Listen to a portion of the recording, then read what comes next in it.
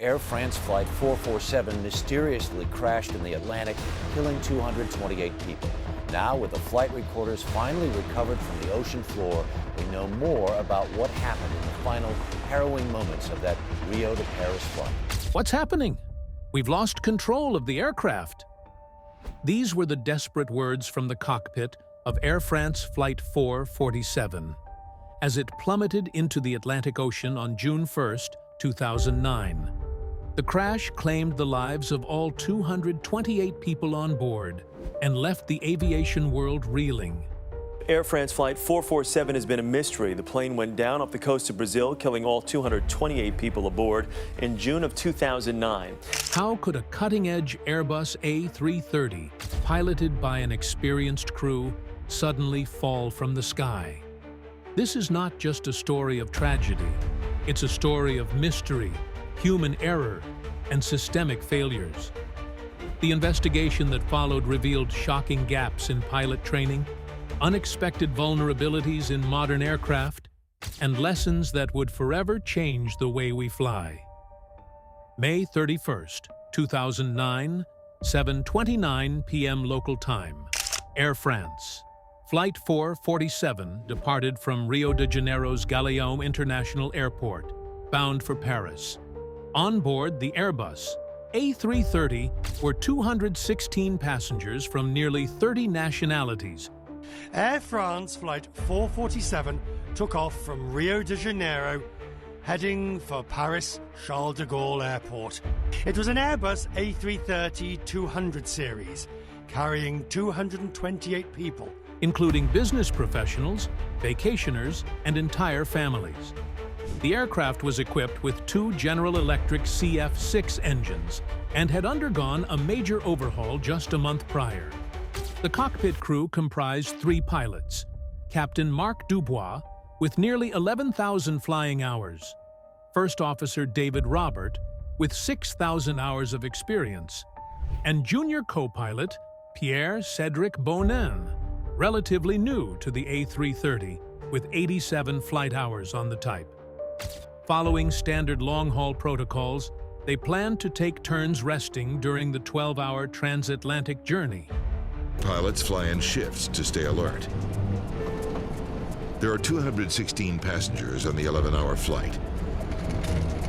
Autopilot holds the plane steady at 35,000 feet, and the crew communicates with Brazilian air traffic control. Takeoff proceeded smoothly, and by 8:30 p.m., the aircraft was cruising at 35,000 feet. The flight appeared to be another routine crossing of the Atlantic, but as they entered the Intertropical Convergence Zone, a region notorious for turbulent weather, conditions began to shift.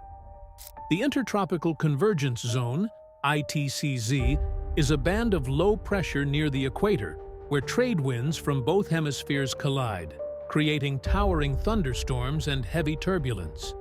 While these storms are common, navigating through them requires careful use of onboard weather radar. As the crew monitored the developing weather, they discussed climbing to 37,000 feet to avoid the worst of the turbulence. However, due to warmer than expected air, the aircraft couldn't generate enough lift for the climb. The captain, trusting his team, left the cockpit for a scheduled rest, leaving Bonin and Robert to manage the flight. What the crew didn't know was that they were flying into a deadly combination of weather and mechanical failure that would soon test their abilities to the breaking point. As Air France Flight 447 cruised over the Atlantic at 35,000 feet, everything seemed normal. The autopilot managed the aircraft, and the crew monitored the weather ahead.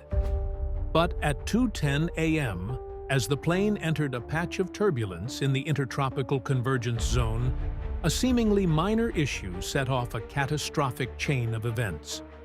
The pitot tubes froze. These small yet vital sensors measure airspeed by detecting the pressure of the air flowing around the plane. When they froze, the airspeed indicators became unreliable, and the autopilot immediately disengaged. Now, the pilots had to take manual control of the Airbus A330, a situation they were trained for, but unprepared to handle under such conditions. That has led some to speculate that the plane may have been hit by lightning. Although jets like the Airbus A330 are built to withstand lightning strikes, it's not a very uncommon occurrence. A search has now been mounted off the coast of Brazil and off the coast of Africa as well. With autopilot off, the plane shifted into alternate flight control law, a backup mode that limited some safety features, including stall and bank angle protections. Bonin, the least experienced of the three pilots, was at the controls. Confused by the sudden failure of their instruments, he instinctively pulled the nose up, a dangerous reaction. The stall warning began blaring, signaling that the plane was losing lift. But in the chaos, neither Bonin nor Robert seemed to grasp the severity of the situation. Instead of lowering the nose to regain airspeed and stabilize the aircraft, Bonin continued pulling back on the controls, further exacerbating the stall. Robert tried to intervene, but their dual control inputs, uncoordinated and conflicting, only worsened the situation. The A330 climbed steeply, reaching an unsustainable altitude before beginning a deadly descent. By the time Captain Dubois returned to the cockpit at 2:13 a.m., the plane had already lost significant altitude and was in a full stall. The cockpit was filled with warning alarms, flashing indicators, and the sounds of the stall warning repeating over and over. Despite Dubois' years of experience, the lack of communication and the chaotic environment left him unable to correct the situation in time. The A330 continued its uncontrolled descent, dropping at a staggering rate of 10,000 feet per minute. As the crew struggled to make sense of their instruments and regain control, the ocean loomed closer. In their final moments, Bonin exclaimed, "We're going to crash. This can't be true." At 2:14 a.m., after a terrifying 3-minute plunge, Flight 447 hit the Atlantic, claiming the lives of all 228 passengers and crew. The events that unfolded in the cockpit highlighted a troubling mix of instrument failure, human error, and lack of training. While the frozen pitot tubes initiated the crisis, the pilot's inability to recover from the stall was the direct cause of the crash. The investigation would later reveal a glaring issue. While pilots were trained for stall recovery at low altitudes, they received minimal training for high-altitude stalls, where conditions and responses are vastly different. This critical oversight would become a focal point in understanding how such a modern, advanced aircraft could succumb to disaster. In the early morning hours of June 1, 2009, Air France Flight 447 began a terrifying descent from 38,000 feet. For 3 minutes and 30 seconds, the Airbus A330 hurtled toward the Atlantic Ocean. Can't speculate, but you can only imagine the fear factor and the terror. These poor passengers, 3.5 minutes, you say this plane was descending at a rapid speed?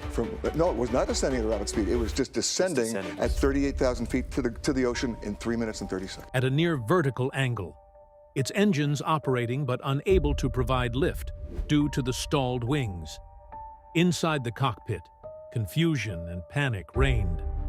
The first officer repeatedly pulled back on the controls, trying to climb, while the stall warning blared continuously.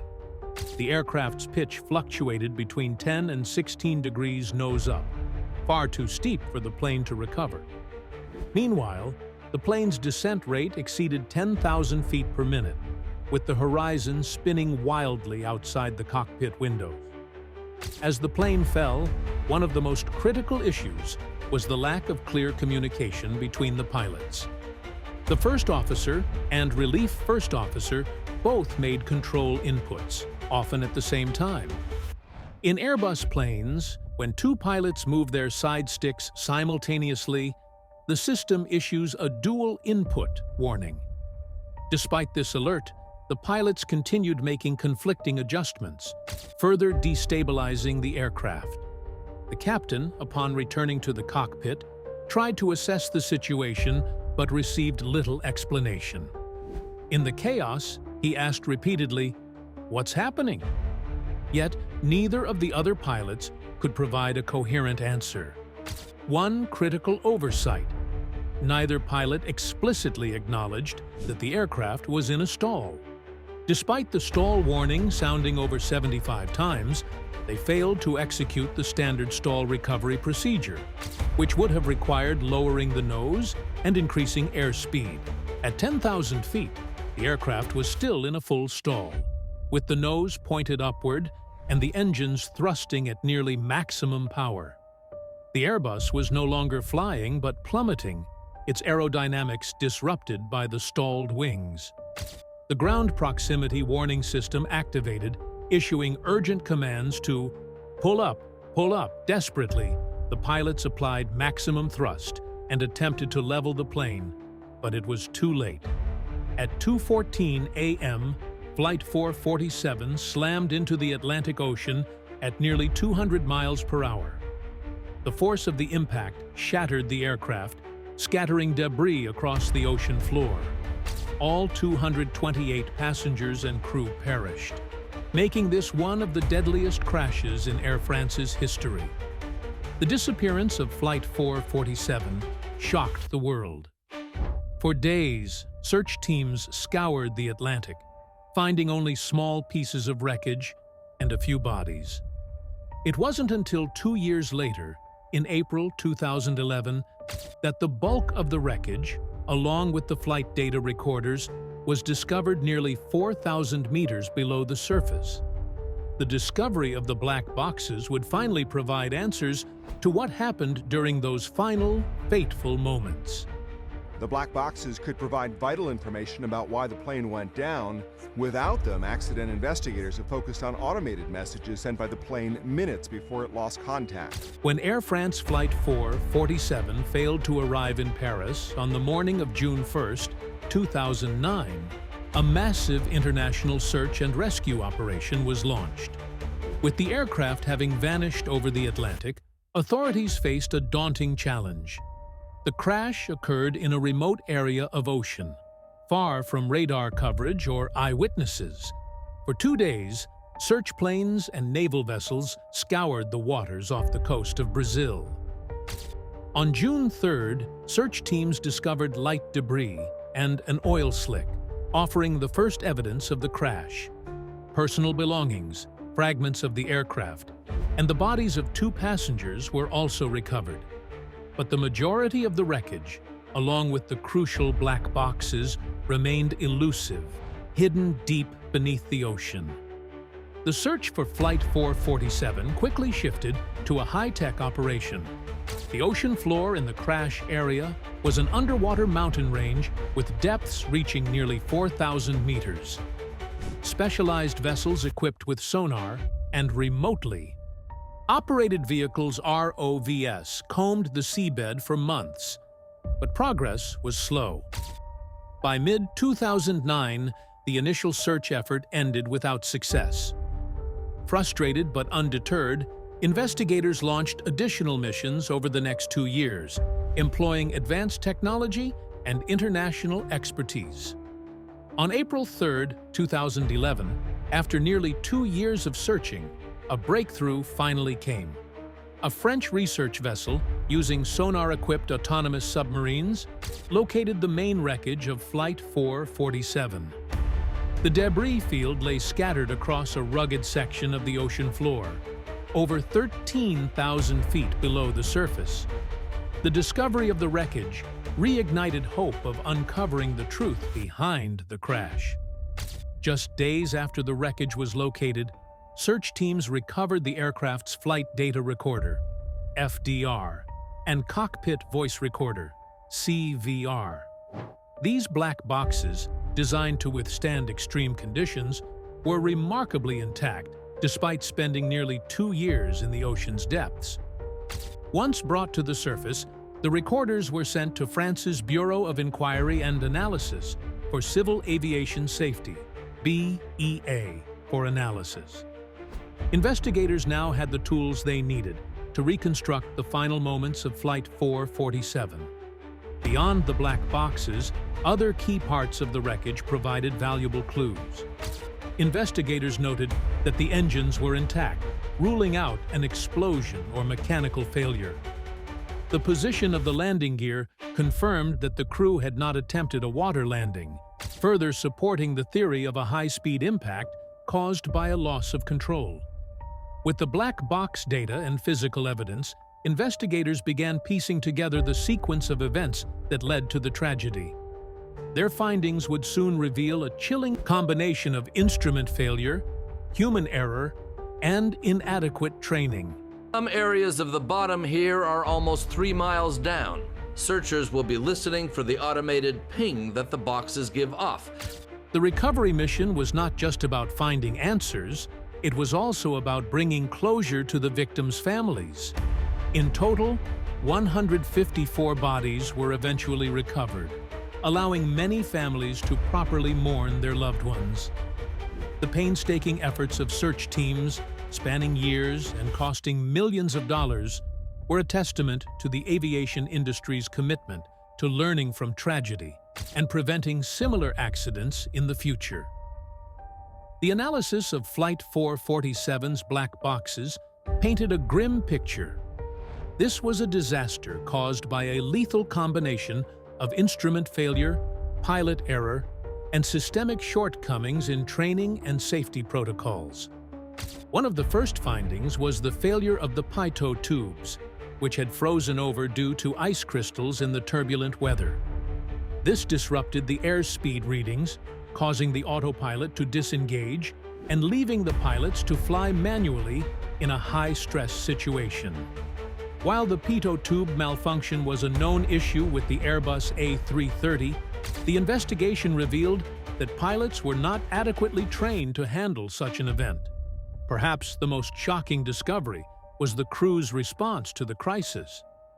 Despite the repeated stall warnings, the pilots failed to recognize that the aircraft was in a full aerodynamic stall. Instead of taking corrective action, lowering the nose to regain airspeed, they continued to pull back on the controls, worsening the situation. Investigators noted that neither Bonin nor Robert had received proper high-altitude stall recovery training. While they were trained to handle stalls at lower altitudes, where recovery is more intuitive, they lacked the experience to deal with the unique conditions of a high-altitude stall, where the thinner air makes recovery more complex. The inquiry also highlighted a breakdown in crew resource management, CRM. The lack of clear communication between the pilots, along with conflicting control inputs, further compounded the problem. The captain's absence during the critical moments of the crisis underscored the importance of maintaining effective leadership in the cockpit. Another key issue identified was the crew's over-reliance on automated systems. Modern aircraft like the Airbus A330 are designed to minimize pilot workload through advanced automation. However, First Officer Pierre-Cedric Bonin is 32 years old. He's been flying the A330 for about a year. We are arriving at Intol. 37-year-old relief pilot David Robert is on standby. this can lead to a dangerous situation when pilots are suddenly forced to take manual control. The investigation revealed that the pilots were overly dependent on the autopilot and lacked confidence in their manual flying skills. This dependency on automation, coupled with inadequate training, left them ill-prepared to manage the situation when the systems failed. In July 2012, the French Aviation Safety Agency, BEA, published its final report on the crash of Flight 447. The report contained several critical recommendations aimed at preventing similar tragedies in the future. 1. Enhanced stall recovery training. Pilots should undergo regular and mandatory training for high-altitude stall recovery. Simulators should replicate realistic scenarios to help pilots build confidence in manual handling during emergencies. 2. Improved pitot tube design. Airlines and manufacturers were urged to replace existing pitot tubes with models less prone to freezing in extreme conditions. 3. Angle of attack indicators. The BEA recommended installing angle of attack indicators in cockpits to provide pilots with clearer information about the aircraft's aerodynamic status. 4. Better crew resource management. Training programs were revised to improve communication and coordination between crew members during high-stress situations. 5. Upgraded flight recorders. The BEA advocated for flight data and cockpit voice recorders with longer recording capabilities and enhanced durability to withstand extreme conditions. The crash of Flight 447 was a wake-up call for the aviation industry. Airlines and regulators around the world quickly adopted many of the BEA's recommendations. Stall recovery training became a cornerstone of pilot development, and improvements in cockpit technology, such as better pitot tubes and angle of attack indicators, were implemented across fleets. This tragedy also sparked a global conversation about safety culture in aviation. The focus shifted from merely preventing mechanical failures to ensuring that flight crews were equipped with the skills and knowledge needed to handle emergencies effectively. The crash of Air France. Flight 447 marked a pivotal moment in aviation history. It underscored the dangers of over-reliance on automation, gaps in pilot training, and the critical need for better understanding of high-altitude stall recovery. While the tragedy claimed 228 lives, its aftermath brought significant changes that continue to shape the way we fly today. One of the most far-reaching legacies of Flight 447 was the overhaul of pilot training programs. Before the crash, high-altitude stall recovery was rarely emphasized in training. Following the BEA's recommendations, airlines worldwide began implementing mandatory simulator exercises that mimicked real-life stall scenarios at high altitudes. Pilots now undergo rigorous training to recognize and respond to stalls, with a focus on lowering the nose and regaining airspeed, key actions that could have saved Flight 447. This shift in training has greatly enhanced pilots' confidence and competence in manual flying during emergencies.